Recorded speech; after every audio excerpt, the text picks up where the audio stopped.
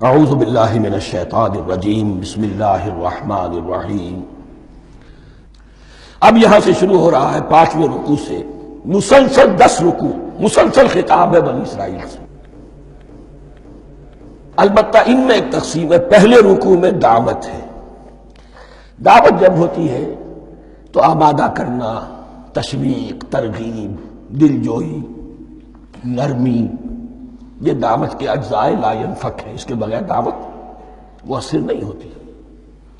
لہذا ان 7 آیات میں یہ یوں سمجھیے کہ ان 10 رکوعوں کے لیے یہ بمنزلہ فاتحہ ہے۔ جیسے سورہ فاتحہ 7 آیتوں کی، ایسے ہی اس دعوت سابقہ امت مسلمہ کو دعوت دی جا رہی ہے۔ تو کس طرح دی جا رہی ہے؟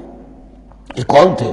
یہ بھی مسلمان ہی تو تھے نا، کافر تو ہو گئے حضور کا انکار کر کے، ورنہ وہ موسیٰ کے ماننے والے، شریعت ان کے پاس، بڑے بڑے علماء ان میں، علم کا چرچا ان میں، سب کچھ تھا، ان کو دعوت دی جا رہی ہے۔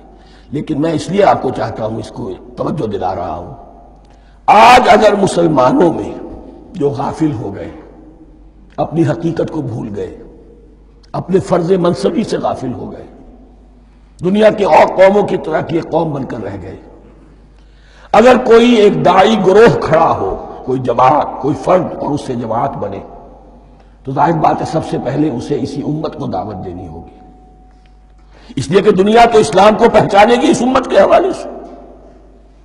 فزیشن ہیل تھائی سیلف، پہلے یہ تو ٹھیک ہو، یہ کہیں پر صحیح اسلام کا نمونہ پیش کرے تو دنیا کو دعوت دے سکو گے، آؤ دیکھو یہ ہے اسلام۔ اس لیے ان کو جو دعوت دینے کا اسلوب ہونا چاہیے وہ عکس ہوگا اس اسلوب کا جو ان 7 آیات میں ہمارے سامنے آ رہا ہے۔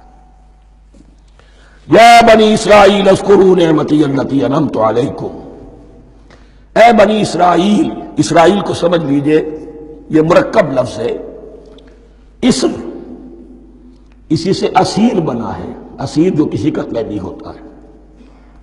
ایل عبرانی میں اللہ کے لیے ہے، اور اسرائیل کا ترجمہ ہے عبداللہ، اللہ کا غلام، اللہ کے ساتھ بندھا ہوا، اس کی اطاعت کے قلاتے کے اندر۔ تو یہ اسرائیل یہ لقب ہے حضرت یعقوب علیہ السلام کا۔ ان کے 12 بیٹے تھے، 12 بیٹوں سے جو نسل چلی وہ بنی اسرائیل ہے، انہی میں حضرت موسیٰ کی بعثت ہوئی اور تورات انہیں دی گئی، پھر یہ ایک بہت بڑی امت بنے۔ ان پر 4 ادوار آ چکے تھے قرآن مجید کے نزول کے وقت، 2 مرتبہ اللہ کی رحمت کی بارشیں ہوئیں، انہیں عروج نصیب ہوا، 2 مرتبہ ان کو دنیا پرستی، شہوت پرستی، اللہ کے احکام کو پس و پش ڈال دینے کی سزا میں عذاب کے کوڑے ان پر برسے۔ اس کا ذکر آئے گا سورہ بنی اسرائیل کے پہلے رکوع میں۔ اس وقت جب کہ قرآن نازل ہو رہا ہے، اس وقت وہ اپنے اس زوال کے دور میں تھے۔ حال یہ تھا کہ حضور صلی اللہ علیہ وسلم کی بعثت سے پہلے ہی 2nd ٹیمپل بھی شہید کیا جا چکا تھا، گرایا جا چکا تھا۔ حضرت سلیمان نے جو بنایا تھا ہیکل سلیمانی، جس کو یہ 1st ٹیمپل کہتے ہیں، اسے نیبوکدنضر نے گرا دیا تھا حضرت مسیح سے بھی کئی سو سال پہلے۔ لیکن اس کے بعد پھر یہ رومنز نے سن 70 عیسوی میں حضور کی ولادت سے 500 برس پہلے ان کا یہ یروشلم تباہ و برباد ہوا، اس میں لوگوں کو قتل کیا گیا، قتل عام ہوا، اور 2nd ٹیمپل جو ہے وہ بھی گرا دیا گیا، جو اب تک گرا پڑا ہوا ہے۔ صرف ایک ویلنگ وال ہے جس کے پاس جا کر یہودی جو ہے ماتم کر لیتے ہیں، روتے ہیں، اور اب وہ بنانے پر تلے ہوئے ہیں اپنا 3rd ٹیمپل، اس کے نقشے بن چکے ہیں، بلو پرنٹ بن چکے ہیں۔ لیکن بہرحال جس وقت قرآن نازل ہو رہا تھا یہ بہت ہی پستی میں تھے۔ اس کے بارے میں فرمایا، اے بنی اسرائیل ذرا یاد کرو میرے اس انعام کو جو تم پر ہوا۔ وہ انعام کیا ہے؟ میں نے تمہیں اپنی کتاب دی، نبوت سے سرفراز فرمایا، اپنی شریعت تمہیں عطا فرمائی، تمہیں داؤد، تمہارے اندر داؤد اور سلیمان جیسے بادشاہ اٹھائے، جو بادشاہ بھی تھے، نبی بھی تھے۔ وَأَوْفُوا بِعَهْدِي، اور میرے وعدے کو پورا کرو تاکہ میں بھی اپنے وعدے کو پورا کروں۔ یہ وعدہ ہے جو کتاب استثناء جو ہے اولڈ ٹیسٹمنٹ کی ڈیوٹرانومی، اس کے 18ویں باب کی آیت نمبر 18-19 میں ہے۔ حضرت موسیٰ سے خطاب کر کے اس میں اللہ نے یہ الفاظ فرمائے، میں ان کے بھائیوں میں سے تیرے مانند ایک نبی برپا کروں گا اور اس کے منہ میں اپنا کلام ڈالوں گا، اور وہ وہی کچھ بتائے گا جو میں اس سے کہوں گا۔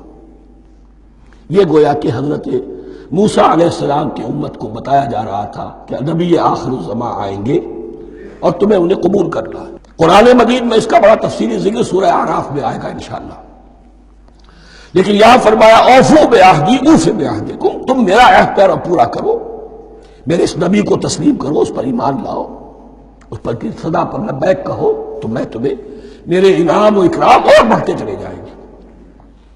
وَإِيَّايَ فَارْهَبُونِ، اور صرف مجھ سے ڈرو۔ وَآمِنُوا بِمَا أَنزَلْتُ مُصَدِّقًا لِمَا مَعَكُمْ، اور ایمان لاؤ اس پر جو میں نے نازل کیا ہے، جو تمہارے پاس جو تورات ہے اس کی تصدیق کرتے ہوئے آیا ہے۔ اس کے دو معنی ہے، ایک تو قرآن تصدیق کرتا ہے تورات کی اور انجیل کی، فیہا ھدی ونور، فیہ ھدی ونور، اور دوسرے یہ کہ قرآن اور محمد صلی اللہ علیہ وسلم ان پیشین گوئیوں کے مصداق بن کر آئے ہیں جو تورات میں تھی، ورنہ وہ پیشین گوئیاں جھوٹی ثابت ہوتی۔ ان کے مصداق کون ہے؟ قرآن اور محمد صلی اللہ علیہ وسلم، یہ دونوں معنی اس کے ہیں۔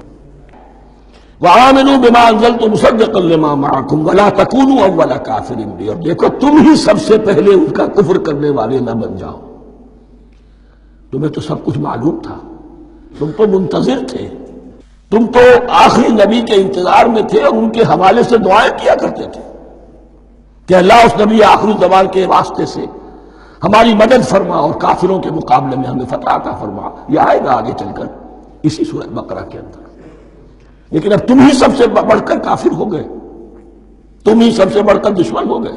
وَلَا تَكُونُوا أَوَّلَ كَافِرٍ بِهِ وَلَا تَشْتَرُوا بِآيَاتِي ثَمَنًا قَلِيلًا، اور دیکھو میری ان آیات کے عوض حقیر سی قیمت قبول نہ کرو۔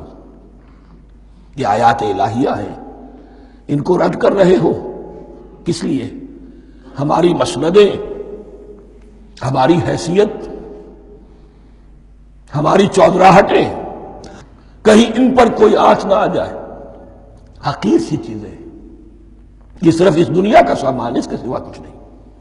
وَلَا تَشْتَرُوا بِآيَاتِي ثَمَنًا قَلِيلًا وَإِيَّايَ فَاتَّقُونِ، اور صرف مجھ میں سے تقوی اختیار کرو، میرا تقوی اختیار کرو۔ صدق اللہ العظیم۔